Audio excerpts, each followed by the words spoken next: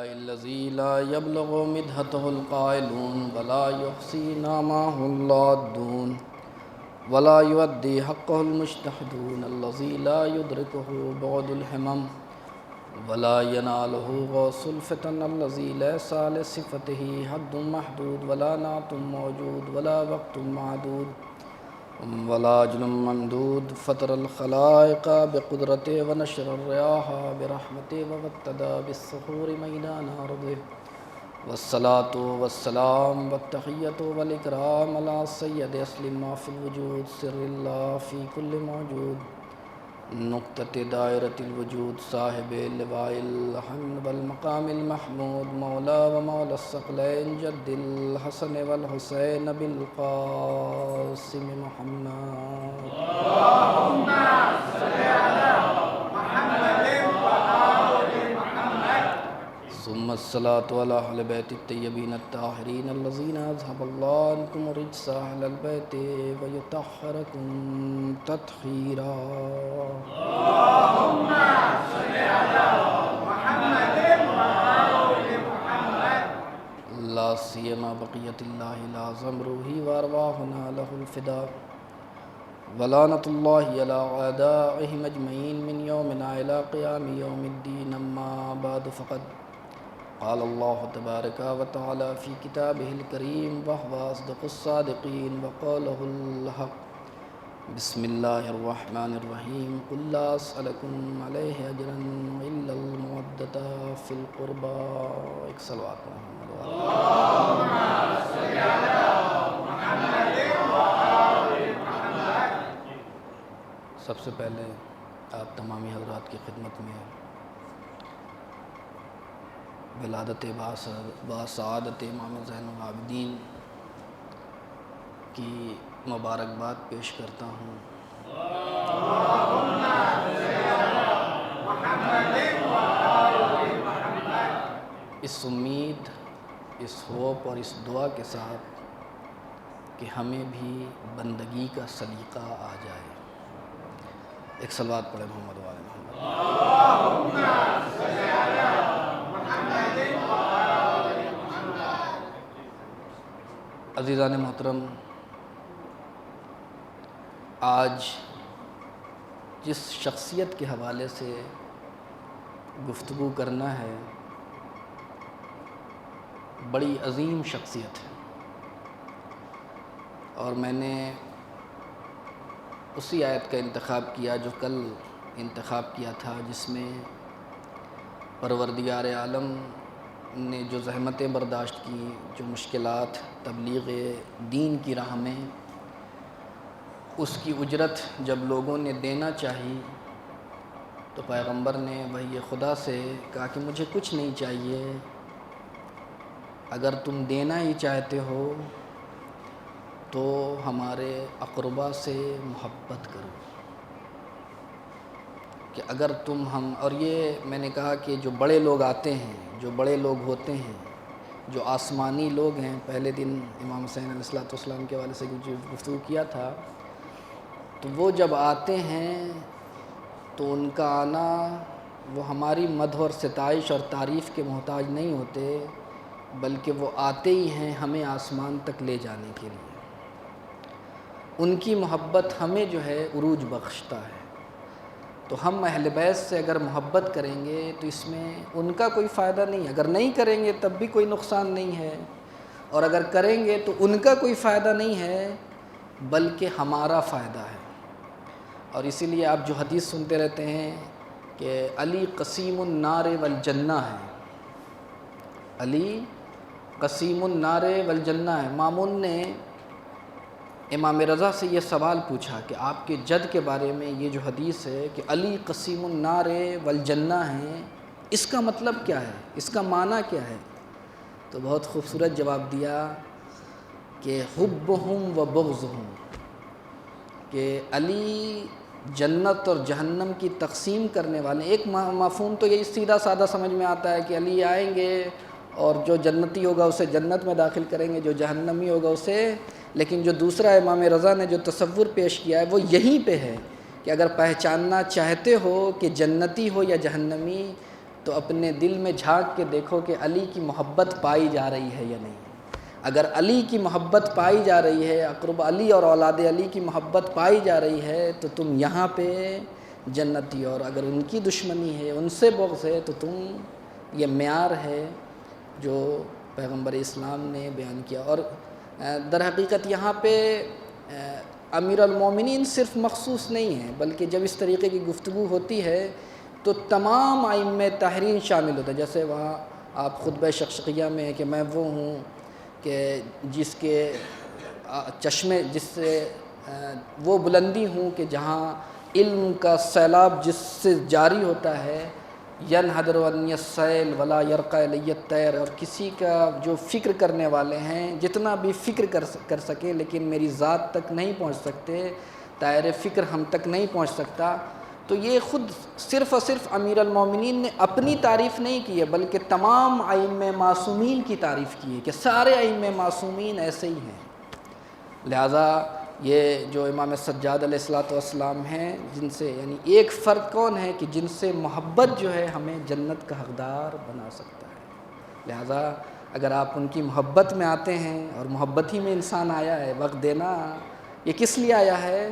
یہ ہم اپنے محبت کا ثبوت دیتے ہیں۔ لہٰذا اور بس یہیں سے میں جلدی دو تین باتیں کہ امام زین العابدین کہ جن کو جو مشہوری ہیں سجدوں سے، بندگی سے، عبادت سے، اگر ہم ائمہ طاہرین کے کمالات میں جو امام سجاد کو جو عروج، البتہ یہ لفظ امام سجاد کے لیے مناسب نہیں ہے یہ لفظ کہنا، لیکن جو پہچانا گیا ہے وہ سجدوں سے، وہ بندگی سے، اس لیے کہ میں نے کہا کہ جو بھی کمال ملتا ہے، کل اور پرسوں کی بھی گفتگو میں تقریباً اس چیز کی طرف اشارہ تھا کہ جو بھی خاصان خدا ہیں، جو بھی بندگان خدا ہیں، ان کو جو کمال ملا ہے وہ اسی بندگی کی وجہ سے ملا ہے، اسی بندہ ہونے میں ہے۔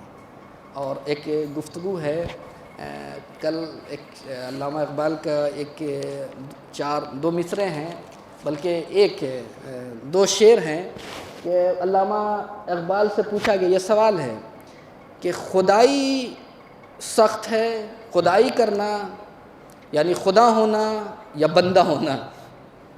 علامہ اقبال سے پوچھا گیا کہ خدا ہونا سخت ہے یا بندہ ہونا؟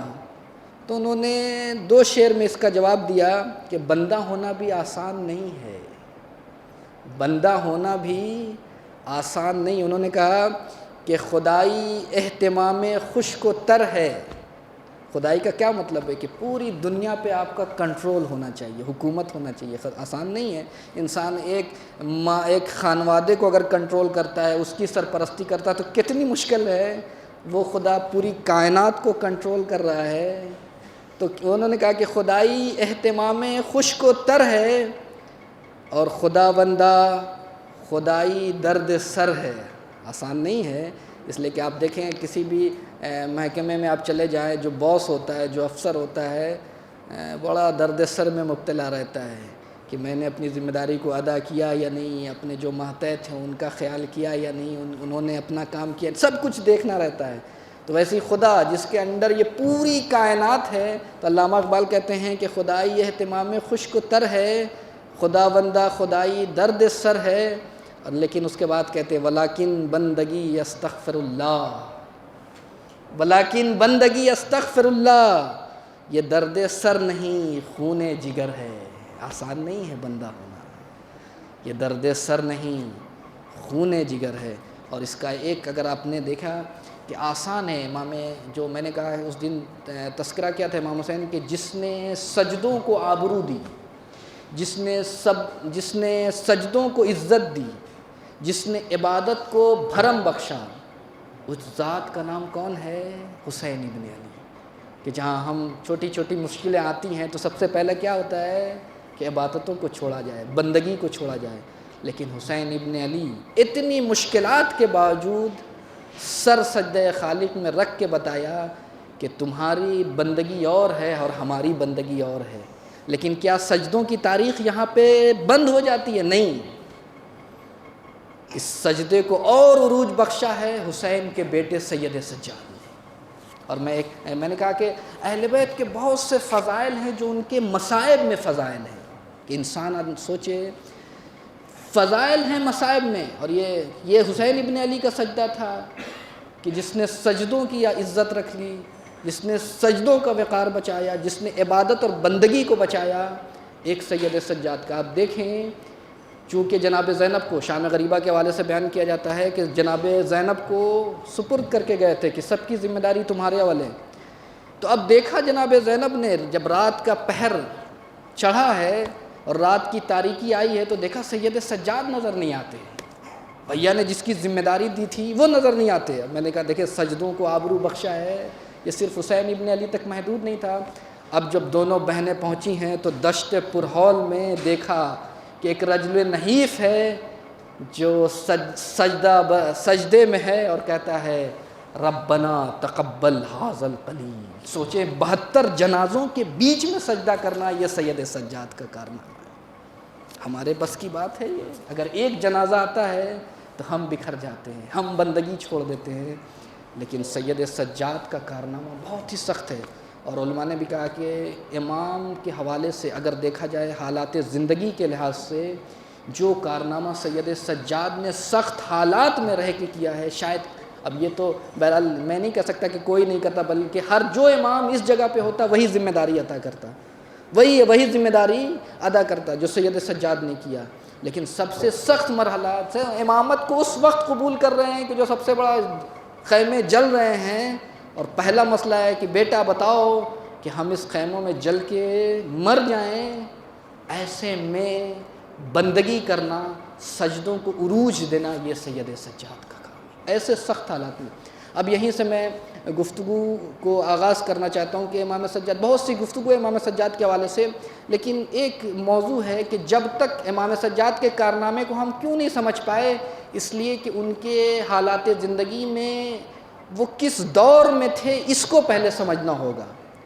اس دور کے کیسے کیسے خلیفہ گزرے اس کو سمجھنا پڑے گا. جب تک اس کو نہیں سمجھیں گے تب تک سمجھ میں نہیں آئے گا کہ سید سجاد نے کون سا کارنامہ کر دیا. اب میں جلدی دو تین باتیں، 2-3 مقدمے کے طور پہ، اور اس کے بعد آپ سمجھیں کہ سید سجاد نے دعاؤں کی شکل میں، عبادتوں کی شکل میں، بندگی کی شکل میں کون سا کارنامہ انجام دیا ہے. کہ سب سے پہلے آپ کو دیکھنا ہوگا کہ امام سجاد کی زندگی کن کن ظالم حکومتوں کے زیر سایہ رہی ہے. آپ سب جانتے ہیں کہ جب آپ کو امامت ملی، 34 سال کی امامت ہے آپ کی، اور امامت میں کیا ہے، امامت میں جو سب سے پہلا خلیفہ کون ہے، یزید جیسا سفاک انسان، یزید جیسا سفاک انسان، جس کے 3 اگر ساری چیزوں کو ہٹا دیا جائے جو 3 جنایت اس نے کیا ہے وہ تاریخ اسلام کا سیاہ باب ہے. پہلا کیا ہے، کربلا، حسین ابن علی کو قتل کیا. دوسری جنایت کیا ہے، مدینہ منورہ پہ حملہ کیا اور غارت. وہ آپ کے ذہنوں میں، میں بس جلدی یہ سرخی بیان کر کے نکلنا چاہتا ہوں. تیسرا کیا ہے، جب وہاں پہ کامیاب ہوا، یعنی کربلا میں جب امامت پہ حملہ کامیاب کیا تو رسالت تک پہنچا. جب رسالت پہ حملہ کامیاب ہو گیا تو پھر کعبے پہ حملہ کیا.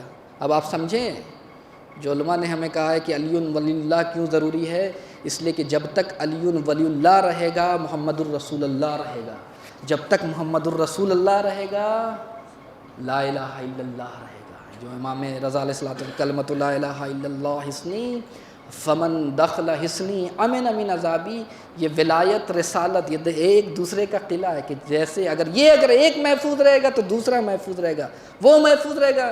اگر امامت محفوظ نہیں رہے گی تو رسالت بھی محفوظ نہیں رہے گی، اگر رسالت محفوظ نہیں رہے گی تو اللہ کی وحدانیت بھی محفوظ نہیں رہے گی. یہ پہلا دور. اب اس کی سفاکیت، یعنی اتنا سخت حالات ہے کہ یزید جیسا جابر بادشاہ موجود ہے، خلیفہ موجود ہے، اور اس کا ایک گورنر ابن زیاد، وہ کیسا اس کے ظلم کو اور پہچانے کہ کیسے کیسے دور میں امام نے زندگی گزاری اور کس طریقے سے دین کو پہنچایا ہے ہم تک اور کس شکل میں پہنچایا. اس سے آپ سمجھے میں ابن زیاد آپ نے نام سنا ہوگا. جب کوفہ آیا ہے تو اس نے سب سے بیعت لیا، اور بیعت لینے کے بعد پھر کچھ دنوں کے بعد پوچھا کہ کون کون افراد ہیں جس نے میرے ہاتھ پہ بیعت نہیں کی. تو کہا، لوگوں نے بتایا کہ 80 افراد ہیں جس نے تیرے ہاتھ پہ بیعت نہیں کی ہے. تو کہا کہ کیا کرنا ہے؟ تو لوگوں نے مشورہ دیا کہ ان کے ساتھ میٹنگ کرتے ہیں، ان کو سمجھاتے ہیں کہ بھائی تو یزید کی طرف سے گورنر ہے اور وہ تیری بات مانیں گا. کہا نہیں اتنا سننے کا ٹائم نہیں، سارے جتنے 80 افراد ہیں سب کی گردن اڑا دوں گا. آپ سوچیے ایسا انسان. ایک مرحلہ یہ امام کا پہلا دور ہے. اور اس کے بعد جب یزید اس دنیا سے جاتا ہے تو اس کا بیٹا وہ 6 مہینہ اس کی آپ میں چھوڑتا ہوں. اس کے بعد دوسرا انسان کون تخت خلافت پر آتا ہے جو امام سجاد کے دور امامت میں، وہ کون ہے؟ مروان. مروان کی شخصیت کو اگر پہچاننا چاہتے ہیں کہ کتنا خبیث انسان تھا تو بس ایک حوالہ میں نہج البلاغہ کا دیتا ہوں امیر المومنین کے اس جملے سے پہچاننے کہ کتنا ظالم اور کس طریقے کا انسان تھا، کس طریقے کا شقی انسان تھا، کس طریقے کا خبیث انسان تھا. کہ آپ جانتے ہیں کہ جب جنگ جمل ہوا تو جنگ جمل میں امیر المومنین کو فتح نصیب ہوئی. تو جنگ جمل کے بعد مروان آتا ہے امیر المومنین کے، کہتا ہے کہ آپ اپنا ہاتھ دیں، میں بیعت کرنا چاہتا ہوں. یہ خطبہ نمبر 73 میں موجود ہے. آپ اپنا ہاتھ دیں، میں آپ کے ہاتھ پر بیعت کرنا چاہتا ہوں. اب سنیں گے امیر المومنین نے کیا جواب دیا کہ مروان افمن یبایعنی بعد قتل عثمان، کیا تو نے قتل عثمان کے بعد میرے ہاتھ پہ بیعت نہیں کی تھی جو اب پھر دوبارہ بیعت کرنے آ رہا ہے؟ اور اس کے بعد جو جملہ کہا یہ تاریخ میں علی نے بتا دیا کہ کس طریقے کا مالک تھا، کس ذہنیت کا مالک تھا.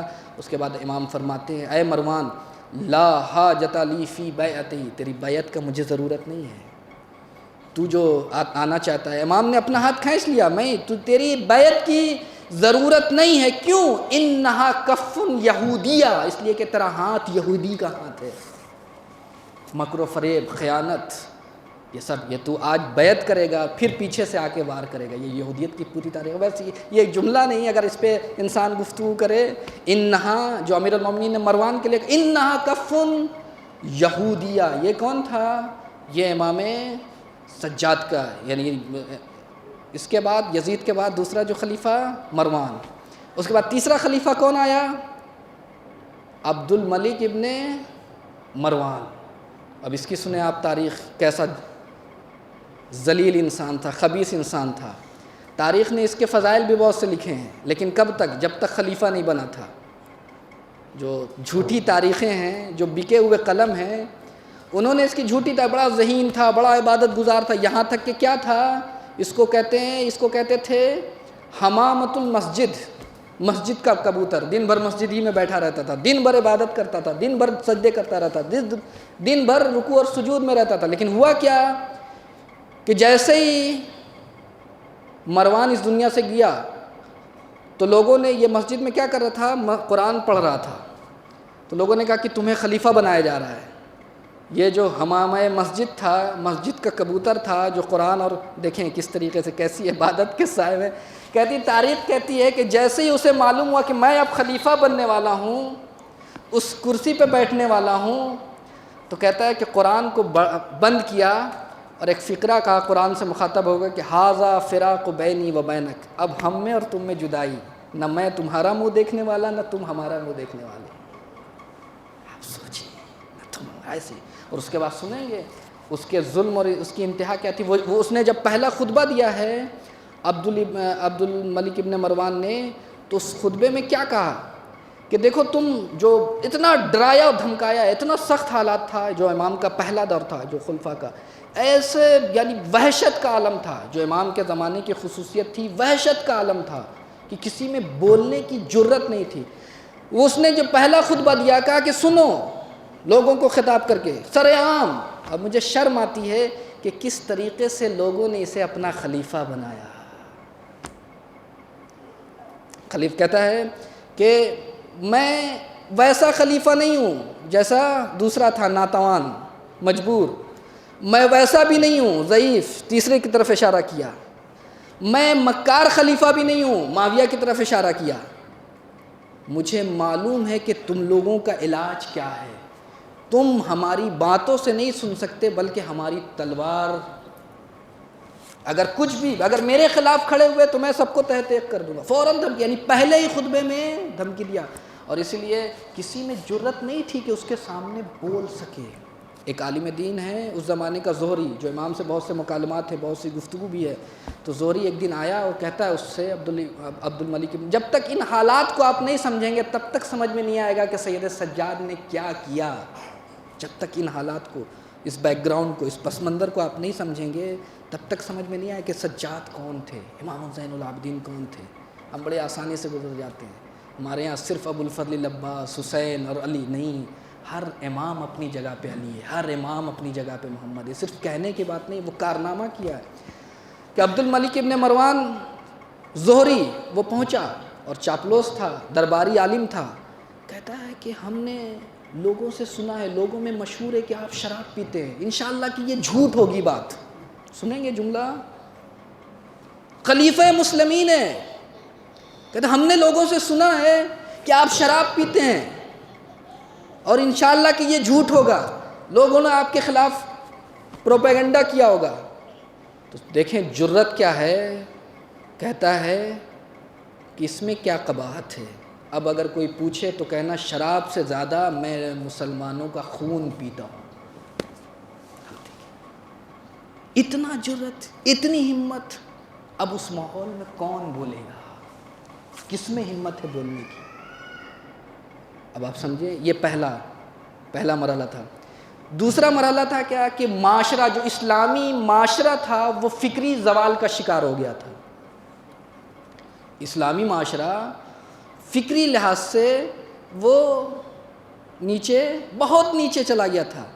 اب اس کی میں ایک مثال دینا چاہتا ہوں جو امام صادق علیہ السلام نے بیان فرمایا ہے کہ بنی امیہ کا زمانہ کیسا تھا. امام نے فرمایا کہ انا بنی امیہ اطلقوا للناس تعلیم الایمان ولم یطلقوا تعلیم الشرک. کہ بنی امیہ کے دور میں کیا تھا کہ ایمان کی تعلیم، توحید کی تعلیم تو دینا جائز تھا، آزاد تھا، آپ دے سکتے ہیں.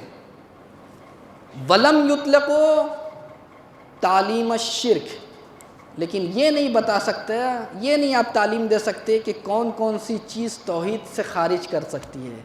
شرک کی آپ تعلیم نہیں دے سکتے تھے.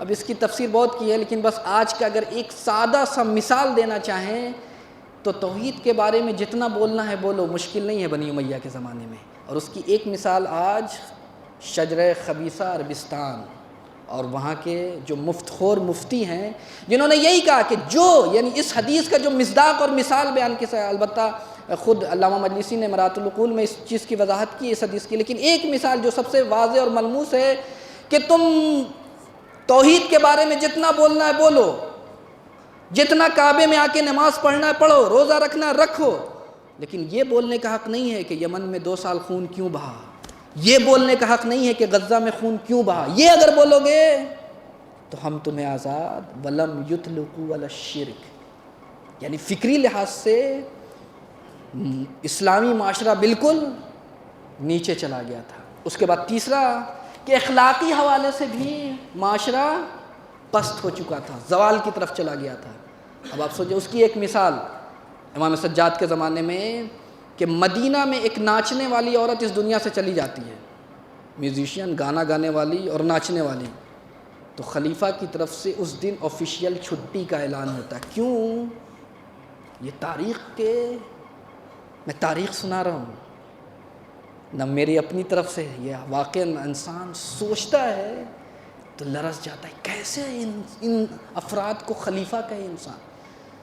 اس دن آفیشیل چھٹی ہوتی ہے اس کی تکریم کے لیے، اس کی شخصیت سازی کے لیے، اس کی تشییع کے لیے کہ آج تشییع جنازہ اس فلاں جو ہے فاحشہ عورت اس دنیا سے گئی ہے. اب آپ سوچیں، اور اس کی وجہ کیا ہے، علت کیا، کہ کیوں زمانہ اتنا پست ہو گیا. وہ مسجد پیغمبر کہ جہاں لوگ موعظہ سنتے تھے، جہاں قرآن کی آیتیں آتی تھیں، آج یہ منظر ہے بنی امیہ کے زمانے میں، ایک ناچنے والی عورت جاتی ہے اور اس کے لیے آفیشیل چھٹی ہوتی ہے، تعطیل ہوتی ہے. یہ کیوں ہے؟ اس کا جواب بھی امیر المومنین نے دیا ہے، بہت ہی خوبصورت جواب دیا ہے. یہ ہمارے لیے تربیت کا ہے کہ الناس بزمانہم اشبہ منہم بآبائہم. لوگ اپنے ماں باپ سے زیادہ نہیں سیکھتے جتنا اپنے ماحول اور زمانے سے سیکھتے ہیں. جیسا حکمران رہے گا، جیسا جامعہ رہے گا، جیسا معاشرہ رہے گا، جیسی سوسائٹی رہے گی، اس کا اثر بچوں پہ زیادہ پڑے گا۔ یہ تربیت ہے۔ میں نے اس دن اشارہ کیا تھا خطبہ جمعہ میں کہ ایک انسان کے فکر کے اوپر قبضہ کس کا ہوتا ہے؟ سب سے مرحلے میں خاندان کا، اس کے بعد سوسائٹی کا، اس کے بعد اسکول کا، اس کے بعد استاد کا، یہ تمام چیزیں ہیں۔ اب کون کتنا اثر ڈالتا ہے یہ اب ہمارے اوپر ہے۔ لیکن بہرحال خانہ کا جو امام نے فرمایا کہ معاشرہ پستی کی طرف چلا جا رہا ہے، اور ایسے میں امام سجاد خاموش بھی نہیں رہ سکتے، تو کیا کیا؟ اب سنیں گے، بہت سے کارنامے ہیں، لیکن جو سب سے اہم کارنامہ کیا ہے، ایک تو عاشورہ کو زندہ کیا۔ اب اس کو عاشورہ کو کیسے زندہ کیا؟ اس لیے کہ عاشورہ اگر زندہ رہتا ہے تو دین زندہ رہتا ہے۔ اب اس کی میرا انشاءاللہ کبھی بیان کریں گے کہ کس طریقے سے، لیکن دوسرے مرحلے پہ۔ اور دوسرا کام اس کے مقابلے میں جو امام، اس لیے کہ خونی انقلاب نہیں کر سکتے تھے، بولنے کی کسی میں جرت نہیں تھی، حاکم وقت ایسے ایسے تھے، مسلمان معاشرہ انحطاط کا شکار ہو چکا تھا، تنزلی کی طرف جا رہا تھا، فکری لحاظ سے بھی اور اخلاقی لحاظ سے بھی۔ اب کیا کیا ہے سید سجاد نے؟ اپنی دعاؤں کے ذریعے سے پیغام الہی کو پہنچایا ہے، اپنی دعاؤں کے ذریعے سے۔ ہم سمجھتے ہیں یہ دعا ہے، وہ کام جو علی نے اپنے خطبے سے لیا ہے وہی کام سید سجاد نے اپنی دعاؤں سے لیا ہے، وہی کام سید سجاد نے اپنی دعاؤں سے لیا ہے۔ عزیزوں، کہ اگر یہ دعائیں نہ ہوتی تو ہم بندگی کی چاشنی کو نہیں سمجھ سکتے تھے کہ بندگی کی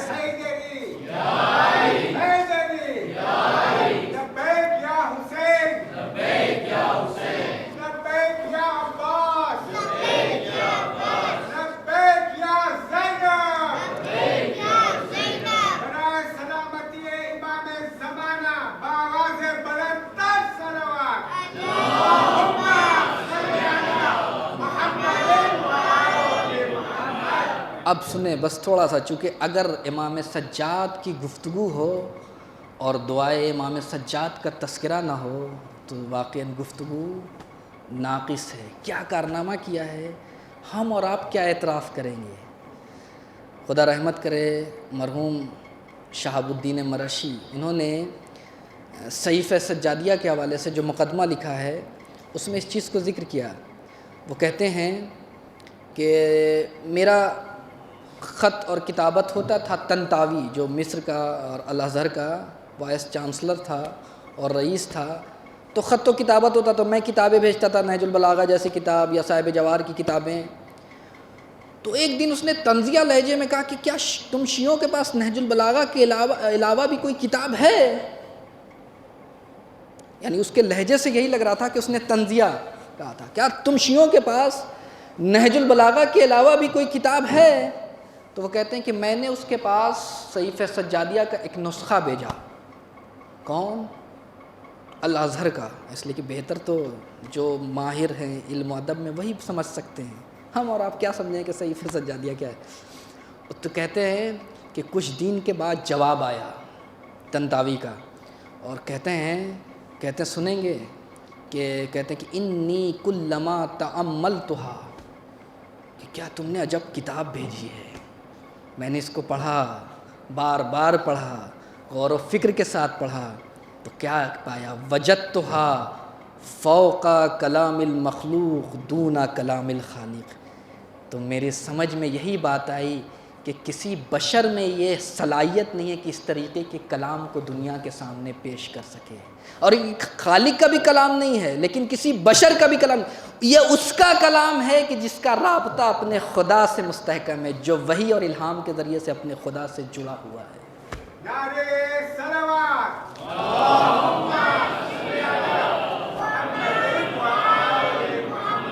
اور یہ نہج البلاغہ کے لیے تحت کلام الخالق و فوق کلام المخلوق، کوئی بشر کا کلام اس کلام کا مقابلہ نہیں کر سکتا۔ عزیزو، اب میں تھوڑی سی گفتگو صحیفہ سجادیہ کے حوالے سے، البتہ دعاؤں کے حوالے سے آخر میں ایک جملہ، وقت بھی گزر گیا، بس تھوڑی سی گفتگو ہے، آپ برداشت کر لیں، یہ شاید گفتگو بہت کم ہوتی ہے، اور امام سجاد کی گفتگو ہو اور یہ دعا کی گفتگو نہ ہو تو واقعاً لطف نہیں آتا، مزہ نہیں آتا اس گفتگو میں۔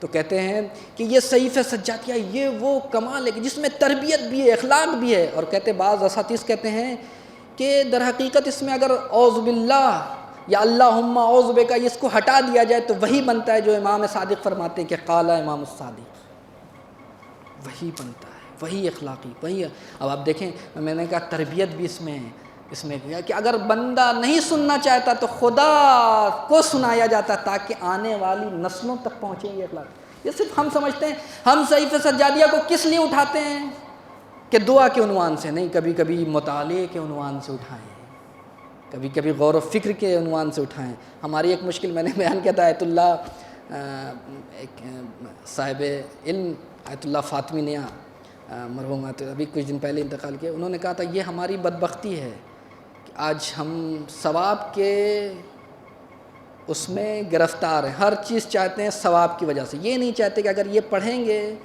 تو معارف بھی حاصل ہوگا اور ثواب بھی حاصل ہوگا، دونوں چیزیں ملیں گی۔ 100 میں خود 90 بھی ہے اور 99 بھی ہے، لیکن اگر صرف ثواب کی نیت سے پڑھیں گے تو کیا ہوگا، پہلا صفحہ پہ نظر ہوگی اور کیا ہوگا، کس طریقے سے آخری صفحہ تک ہم پہنچے ہیں۔ لیسا فیہ قرات لیسا تدبر، اس قرات میں، اس پڑھنے میں کوئی فائدہ نہیں جس میں تدبر اور تفکر نہیں۔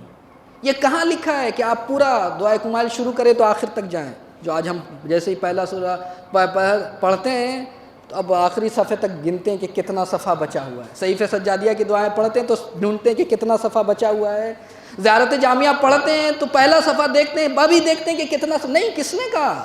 یہ کوئی نماز تھوڑی ہے کہ جہاں اللہ اکبر کا سلام بھی پڑھنا ضروری ہے، یہ کس نے کہا؟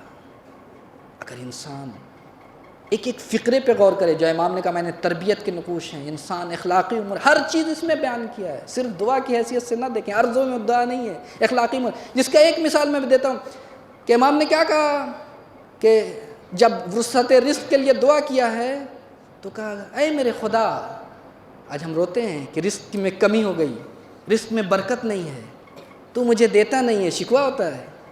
امام سجاد جب آتے ہیں، اے میرے خدا یہ جو میرے رزق میں کمی ہے، کہیں میں نے کوئی گناہ تو نہیں کیا، کہیں میں نے کسی کا حق تو غصب نہیں کیا، کہیں میں نے کسی کا ظلم نہیں کیا، کہیں میں نے اپنے جو رشتہ داروں کا خیال رکھنا تھا وہ تو خیال نہیں کیا۔ آپ دیکھیں کیا ہے تربیت، نہیں تو اور کیا ہے، تربیت سازی کا نمونہ ہے۔ لیکن ہم کیا ہیں، اگر اس عنوان سے، بس آخری بات، اور میں چونکہ وقت بہت جلدی گزر گیا، بس یہ آخری واقعہ کہ آپ دیکھیں امام سجاد کی، یہ ہم نے پڑھا ہو یا نہ پڑھا ہو، دوسروں نے اس دعا سے بہت فائدہ اٹھایا۔ ہمیں افتخار بہت ہے، ہمیں افتخار بہت ہے کہ نہج البلاغہ ہماری کتاب ہے، ہمارے مولا کی کتاب ہے، صحیفہ سجادیہ ہماری کتاب ہے، لیکن میں مثال ایک مرتبہ شاید دیا تھا، ہمارے اساتذہ دیتے ہیں کہ حلوہ کرنے سے منہ میٹھا نہیں ہوتا، اسے چکھنا پڑتا ہے، اسے کھانا پڑتا ہے۔ یہ صرف ہم حلوہ کریں تو یہ ہمارا حال یہی ہے۔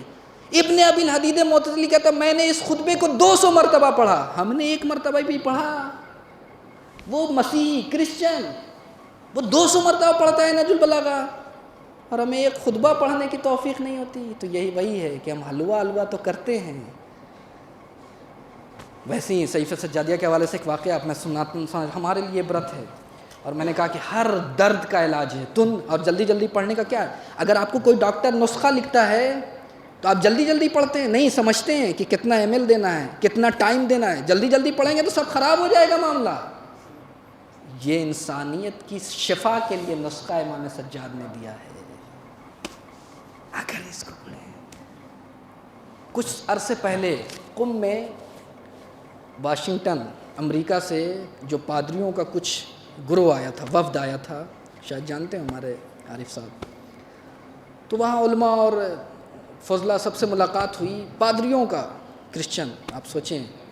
اس کے بعد امام خمینی میں ان کو بلایا گیا، مدرسہ امام خمینی جو باہری افراد ہیں، جو دوسرے ملک کے ہیں، فارنر ہیں، وہاں پڑھتے ہیں، کہ ان کو دعوت دی گئی، کانفرنس تھی، اور کہا کہ آپ بھی کچھ، ان میں جو ایک سب سے بڑا پادری تھا وہ گیا۔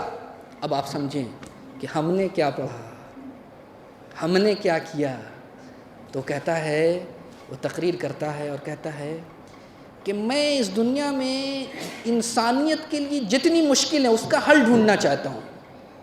اس کی یعنی اس مشکلات کی کیا ہے کہ کن مشکلات کو گرہ کو باز کیا جائے، اس کی کیا ہے وہ میں ڈھونڈنا. 2-4 منٹ اگر زیادہ ہو جائے تو معاف کیجیے گا. اس کی کیا میں یہ ڈھونڈنا. وہ پادری کہتا ہے دیکھیں اپنا نہیں ہے لیکن اس نے اتنا مطالعہ کیا کہ ہم نے تو پتہ نہیں جلد بھی دیکھا ہے یا نہیں دیکھا. تو کیا کہا کہ میں یہ ڈھونڈ رہا تھا کہ اس دنیا میں جو مشکلات ہیں سارے مسائل کا حل کیسے تلاش کیا جائے، اس کی کیسے تلاش کی جائے. تو جب میں نے آسمانی کتابوں کا مطالعہ کیا، انجیل، توریت، ہر چیزوں کا، لیکن جب میں صحیفہ سجادیہ تک پہنچا تو ایک دعا، سب آپ مانوس ہیں، دعائے مکارم الاخلاق، دعائے بستم کا، مجھے اس کے آخری 3 جملوں میں سارے مسائل کا حل نظر آ گیا. اب آپ سمجھے، میں اس 3 جملے کو میں پڑھنا چاہتا ہوں تتمہ کلام کی روشنی میں، کہ اس 3 جملے کو وہ کہتا ہے کہ 3 جملے ہیں لیکن انسانیت کے سارے مشکلات کا حل ہے یہ 3 جملہ. جب انسان اپنے خدا سے راز و نیاز کرتا ہے، اپنے خدا سے لو لگاتا ہے تو کس طریقے سے گفتگو یہ امام سجاد نے اس سخت ترین حالات میں، شاید اس زمانے میں لوگ سمجھے یا نہ سمجھے لیکن یہ نسلوں کی تربیت کی جا رہی ہے، قیامت تک آنے والوں کے لیے ہدایت کی جا رہی ہے. اور وہ کہتے ہیں کہ پہلا جملہ جو ہے وہ کہتے ہیں کہ اللہم صلی علی محمد وآلہ. یہ تقریباً ہر دعا میں آپ کو دکھے گا. دیکھیں آپ صلوات شعبانیہ میں مسلسل اس کا بھی راز و نیم کہ ہر دعا کی اجابت کا کیا ہے، صلوات محمد وآلہ محمد ہے.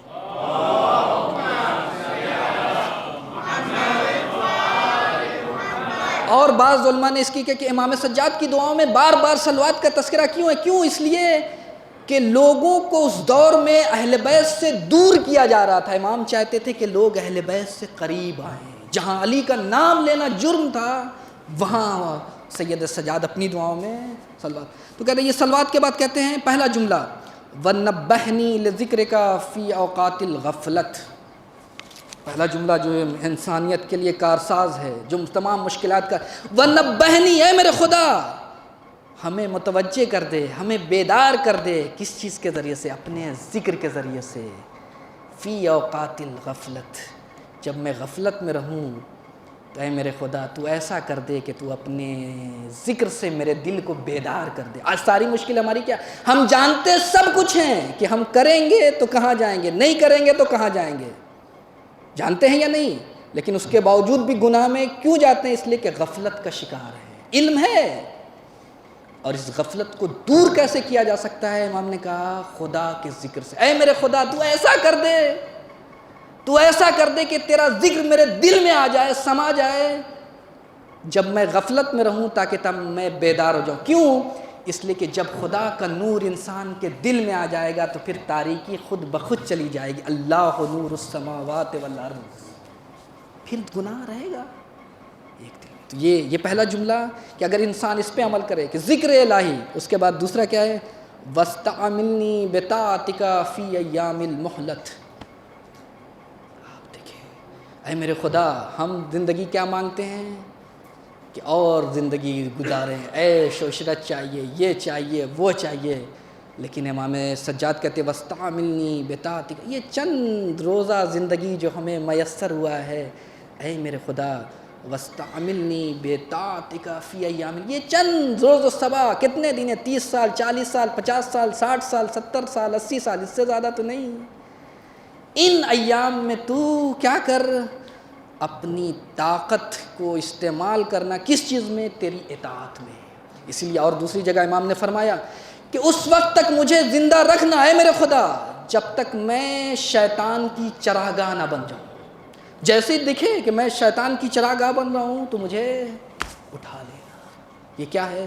وَاسْتَعْمِلْنِي بِطَاعَتِكَ فِي. اور اس کے بعد کہتا ہے، وہ پادری کہتا ہے کہ یہ تیسرے جملے میں ساری مشکلات کا حل ہے. وہ تیسرا جملہ کیا ہے وہ آپ کے حوالے کرنا چاہتا ہوں، جا کے آپ اس رخ سے مطالعہ کریں. کہتے ہیں کہ وَنْهِجْ لِي إِلَىٰ مَحَبَّتِكَ سَبِيلًا سَهْلَةً. کہ میرے خدا تو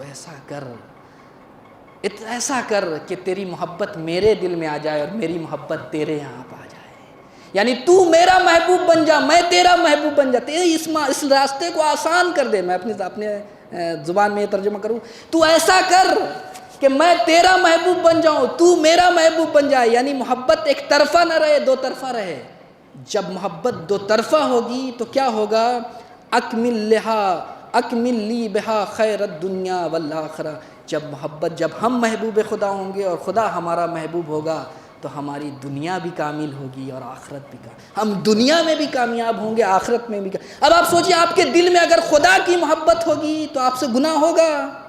اگر آپ کے دل میں خدا کی محبت ہوگی تو آپ کسی پہ ظلم کریں گے؟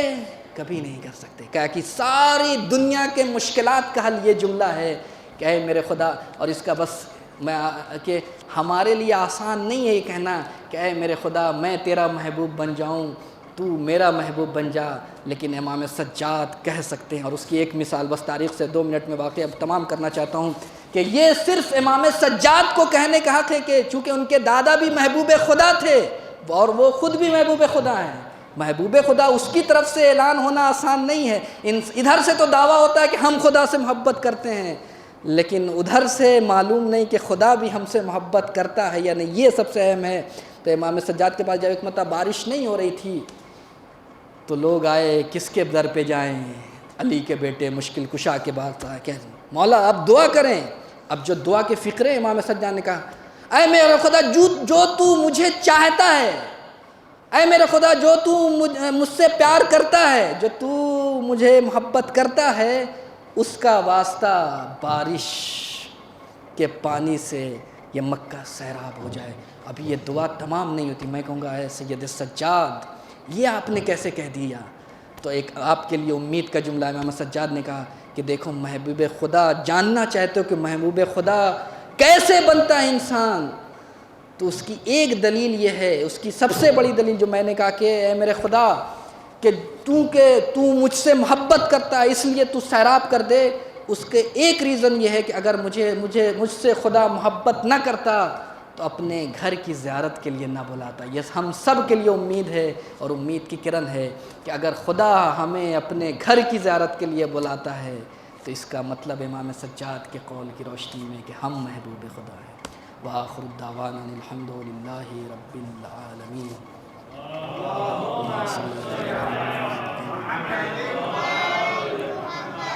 پروردگار واسطہ جو محمد وال محمد کے ہمارے گناہوں کو معاف فرما، ہمارے والدین کے گناہوں کو معاف فرما، جملہ مومن و مومنات کے گناہوں کو معاف فرما۔ جو مریض ہیں خصوصاً روحانی مریض ہیں ان کو بیمار کربلا امام سجاد کا واسطہ شفاء کامل و عاجل عطا فرما۔ جو بے اولاد ہیں ان کو اولاد عطا فرما، جمہوریہ اسلامی کی حفاظت فرما، رہبر معظم کی حفاظت فرما، اور امام زمانہ کے ظہور میں تعجیل فرما۔ ہم کو اس لائق اور فائق بنا کے ہم کو ان کے اعمال و انصار میں شمار فرما۔ ربنا تقبل منا انک انت السمیع العلیم، وآخر الدعوانا الحمد للہ رب العالمین۔